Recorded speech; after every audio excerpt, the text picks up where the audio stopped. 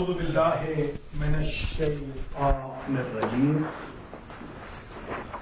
بسم اللہ الرحمن الرحیم الحمد للہ رب العالمین الذی کان موجودا قبل حدوث الاشیاء ویبقى بعد فناء الاشیاء تفرد بالاولیت والقدم ووصم كل شيء أداه بالفناء والعدم كما قال عز شانه كل شيء خالق إلا وجهه وكل نفس ذائقة الموت وقال كل من عليها فان ويبقى وجه ربك ذو الجلال والإكرام سبحان من لا يخفى عليه اختلاف النيات ولا يعزب عنه معاصي العباد في الخلوات سبحان الله الذي منه خلقة العباد وإليه المعاد فمن يعمل مثقال ذرة خيرا يره ومن يعمل مثقال ذرة شرا يره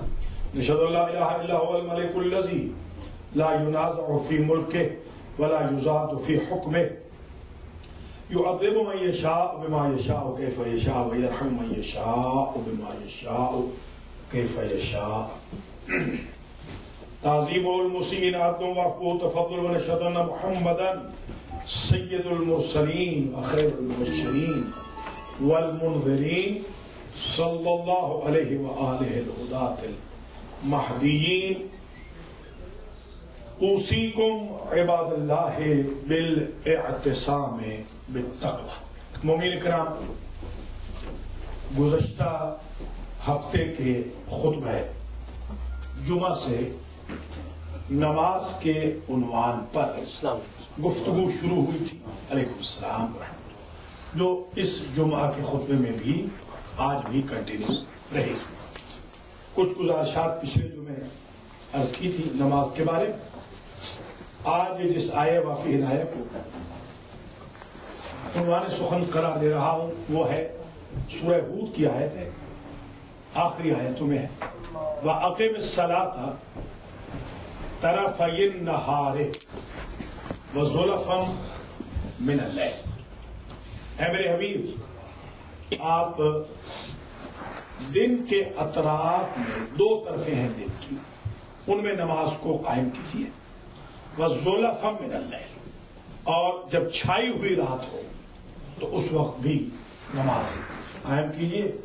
آگے اس کا ریوارڈ قرآن نے خود ذکر کیا, ان الحسنات یذہبن السیئات.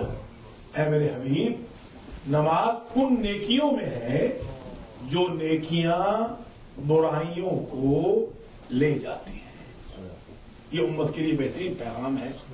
حدیث بھی ہے کہ جو شخص نماز پڑھتا ہے قائم کرتا ہے, نماز سے پہلے والے اس دن کے سارے گناہوں کو اللہ نماز کے عوض معاف کر دے. زور کی جو نماز پڑھی زور سے پہلے جتنے گناہ تھے معاف, عصر سے پہلے جتنے گناہ تھے معاف ہو گئے, مغرب سے پہلے جتنے گناہ تھے معاف ہو گئے, عشاء سے پہلے جتنے گناہ تھے معاف ہو گئے, فجر جو پڑھی تو جتنے گناہ کل والے تھے اللہ کی یاد میں وہ معاف ہو گئے. ان الحسنات یذہبن السیئات ذالک ذکری للذاکرین. اے میرے حبیب یہ جو نماز کی اہمیت پہ ہم گفتگو کر رہے ہیں اور نماز کا ریوارڈ بتا رہے ہیں, اس کا ریوارڈ یہ ہے کہ نماز کی وجہ سے امت کے گناہ معاف ہوں گے. یہ نصیحت ہے خود ان لوگوں کے لیے جو نصیحت پکڑ سکے, جن میں نصیحت حاصل کرنے کی سخت. یہ ایک آیت جو آج کے خطبے میں عنوان کی ہے. کچھ احادیث آج میں پیش کرنا چاہتا ہوں نماز کے بارے میں. ایک حدیث شریف بڑی مشہور ہے اور وہ ہے من ترک الصلاۃ متعمدا فقد کفر. جس نے جان بوجھ کر ایک نماز ترک کی اس نے کفر اختیار کیا. ہمارے ایک مجتہد صاحب تھے نجف کے پڑھے ہوئے, ان سے جب لوگ پوچھتے تھے کہ وہ سریکی اسپیکنگ تھے, سائیں کہاں جا رہے ہیں تو فرماتے تھے کہ کفار کی خدمت کرنے جا رہا ہوں. اس لیے کہ نماز تو پڑھتے نہیں ہیں، معنن کفار ہیں، یعنی ایسے لفظاً کفار نہیں ہے، معنن کفار ہے. مراد یہ ہے کہ ان کی جو ایٹیکیٹس اور عادات ہے وہ کفار والی. یہ جو کہا وَأَقِيمُوا الصَّلَاةَ وَلَا تَكُونُوا مِنَ الْمُشْرِكِينَ، نماز قائم کرو اور مشرکوں میں نہ بنو. کیا مطلب ہے؟ ما بین الکفر والاسلام الا الصلاۃ، فرمایا کہ کفر اور اسلام کی سرحد کا نام نماز. نماز الگ کرتی ہے کافر اور مسلمان کو آپس سے، ذرا غور فرمائیے گا. تو جو جان بوجھ کے نماز کو ترک کرے گا اس نے گویا کفر اختیار. من ترک الصلاۃ عامدا متعمدا فبقى في جہنم 80 حقبا وحقب الواحد 80 سنہ. سرکار فرماتے ہیں کہ جو ایک نماز چھوڑ دے جان بوجھ کر، فجر کی نہیں پڑھی، ظہر کی نہیں پڑھی، مغرب کی نہیں پڑھی، عصر کی نہیں پڑھی، شادی تھی اس میں عشاء کی بھول گئے. شادی میں تو عموماً بھولنا ضروری ہوتا ہے، شادی میں تو نماز جی ہاں ٹائم ہی نہیں ہوتا. بالکل بندے راضی رہیں، اللہ راضی ہو نہ ہو، بندے راضی رہنے چاہیے. ہمارا تو یہ مزاج ہوتا جا رہا ہے نا. ایک نماز حضور نے فرمایا جو جان بوجھ کے چھوڑ دے وہ 80 حقب جہنم میں رہے. پوچھنے والوں نے پوچھا سرکار حقب کیا ہوتا ہے؟ فرمایا حقب 80 سال کا ہوتا ہے. 80 کو 80 سے 6400 سال ایک نماز نہ پڑھنے کے عوض بندہ جہنم میں جلے گا. اب مولا کائنات جن کے ساتھ ماشاءاللہ بڑی عقیدت ہے ہماری قوم کی، اللہ اس میں اور اضافہ کرے، وہ فرماتے ہیں کہ میں نے اپنے بھائی رسول کی زندگی کا آخری جملہ سنا. میں نے کان لگایا کہ میرا بھائی کیا کہہ رہا ہے، رسول کیا کہہ رہے ہیں، میرے فادر اللہ کیا کہہ رہے ہیں. میں نے سنا تو فرما رہے تھے الصلاۃ الصلاۃ. اس کے بعد حضور کی جان نکل گئی. غور کریں ذرا، حضور کی زندگی کا آخری میسج نماز نماز، یہ حضور کی زندگی کا آخری میسج مولا علی فرما ہے. یہ زمانے طالب علم میں نے ایک کتاب دیکھی تھی جس میں فارسی میں 1001 نقطہ مصنف نے لکھا تھا نماز کے بارے میں. اس کا آخری نقطہ یہ تھا، 1001واں نقطہ یہ تھا، یہ الصلاۃ الصلاۃ. حضور نے فرمایا بروز قیامت ایک اژدہا نکلے گا جس کا سر آسمان ہفتوں پہ ہوگا، دم زمین پہ ہوگی،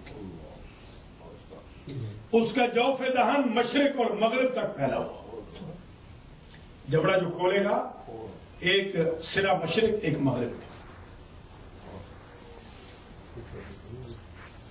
اور وہ کہے گا کہ مجھے غذا چاہیے. جبریل نے سوال کیا کہ جبریل سوال کریں گے تیری غذا کیا ہے؟ اے اژدہا تیری غذا کیا ہے، کیا چاہیے تجھے؟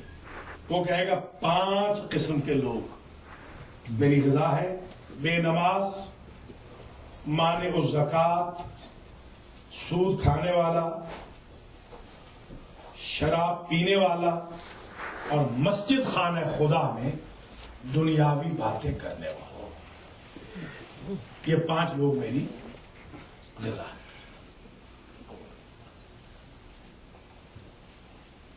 حضور کا ایک اور جملہ سنیے: لا تنالوا شفاعتی غدا من اخر الصلاۃ الفریضۃ عن وقتها. فرماتے ہیں جس نے ایک نماز کو ڈیلے کر کے پڑھا فردہ قیامت کل قیامت کے روز مجھ محمد کی شفاعت سے محروم ہوگا. ایک نماز، ذرا غور کیجیے گا، ہمارے یہاں تو ہر ایک نماز ہی دیر سے پڑھی جا رہی اور اس پر بڑے دلائل دیے جاتے ہیں. نماز دیر سے پڑھنے میں بڑے دلائل دیے جاتے ہیں. حالانکہ جب امام علیہ السلام آئیں گے، آپ ایمان سے بتائیے، امام زمانہ کل آ گئے کوئی نماز کسی مقصد کے لیے وہ ڈیلے فرمائیں گے، ایک نماز، اس کا مطلب یہ گنجائش ہی نہیں ہے، مجبوری ایک الگ چیز ہے، وہ مگر روٹین تو نہ بنائیے اس کو، اب روٹین بن رہی ہے نماز کا ڈیلے کرنا۔ سرکار فرما رہے ہیں مجھ محمد کی شفاعت اسے نہیں ملے گی جو نماز فریضہ کو وقت سے لیٹ پڑھے گا صحیح۔ فویل للمصلین الذین هم عن صلاتهم ساہون، یہ کیا کہا جا رہا ہے؟ نماز پڑھتے ہیں مگر ان کے لیے ایک وادی ہے جہنم، نمازیوں کے الذین هم یراؤون ویمنعون الماعون، وہ جو نماز تو پڑھتے تھے مگر دکھلاوے کے لیے، پبلک میں تو بڑی واہ واہ کی نماز پڑھ رہے ہیں، جب کوئی نہیں دیکھ رہا بیڈ روم میں تو فجر کو روٹین سے قضا کر رہے ہیں، دیکھ جو کوئی نہیں رہا، کون دیکھ رہا؟ ایک مرتبہ اتفاق سے ہمارا کہیں جانا ہو گیا، شرارتاً سمجھ لیجیے طالب علمی کا زمانہ تھا، ہم نے کہا ذرا کسی کو چھیڑتے ہیں آج، فجر سے تقریباً آدھا گھنٹہ بعد ہم نے ان کا دروازہ ناک کر دروازہ جو ناک کیا تو ہم نے اپنے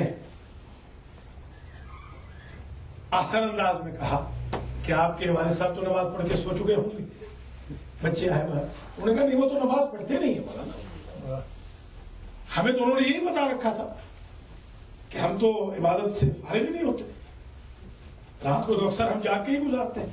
بچے نے بتایا تو نماز پڑھتے ہی نہیں ہے، ہمارے یہاں نماز نہیں ہوتی ہے، ہمارے گھر میں نماز ہوتی ہی نہیں۔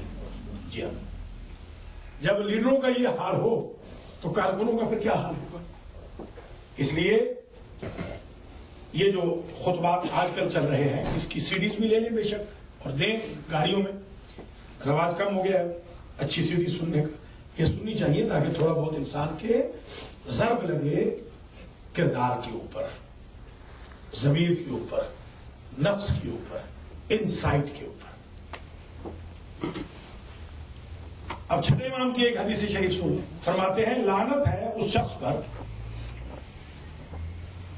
جو ستاروں کے ظاہر ہونے کے باوجود مغرب کی نماز سے فارغ نہ ہوا ہو اور ستاروں کے ڈوب جانے تک اس نے فجر کی نماز نہ پڑھی، اس پر لعنت، امام لعنت کر رہے ہیں، جو جان بوجھ کے نماز ڈیلے کرتا ہے امام معصوم اس پر لعنت کر رہے ہیں۔ حضور فرماتے ہیں کہ یہ جو وادی ہے، ابھی عرض کیا وادی، حضور نے فرمایا یہ وادی وہ ہے کہ جس کے جہنمی دن میں 70,000 مرتبہ چیخ و پکار کریں گے، وہ جو وادی ہے 70,000 مرتبہ چیخ و پکار کریں گے۔